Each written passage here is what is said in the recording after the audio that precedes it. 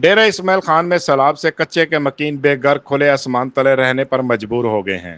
خیبر پختونخوا کے ضلع ڈیرہ اسماعیل خان میں سیلاب نے تباہی مچائی ہوئی ہے، جہاں کچے کے مکین سیلاب کی وجہ سے بے گھر ہو گئے ہیں۔ اسسٹنٹ کمشنر کا کہنا ہے کہ سیلاب سے بے گھر ہونے والے متاثرین بکھر روڈ، ڈیرہ دریا خان پل اور دیگر محفوظ مقامات پر کھلے آسمان تلے رہنے پر مجبور ہیں، جبکہ 200 خاندانوں کو غیر غذائی اشیاء دے چکے ہیں اور دیگر متاثرین کے لیے سروے کیا جا رہا ہے۔ اس کے علاوہ میاں والی کے مختلف علاقوں میں ہزاروں ایکڑ پر کاشت کپاس کی فصلیں خراب ہو گئی ہیں۔ حافظہ آباد میں بارشوں اور سیلاب سے ضلع کے 140 سے زائد دیہات ڈوب گئے، فصلیں تباہ اور مویشیوں کو چارہ ڈالنا تک دشوار ہو گیا۔ جناب دریائے سندھ میں تونسا بیراج کے مقام پر دریائے درجے کا سیلاب ہے، جبکہ دریائے سندھ میں تربیلا، کالا باغ، چشمہ، گڈو اور سکھر بیراج پر نچلے درجے کے سیلاب ہے۔ فلڈ کنٹرول روم کے مطابق دریائے سندھ کچے کے علاقوں سے لوگوں کی نقل و مکانی جاری ہے۔ دریائے سندھ کے راستوں پر کاشت فصلوں کو نقصان پہنچا ہے۔ سیلابی علاقوں میں ریلیف کیمپ قائم کر دیے گئے ہیں۔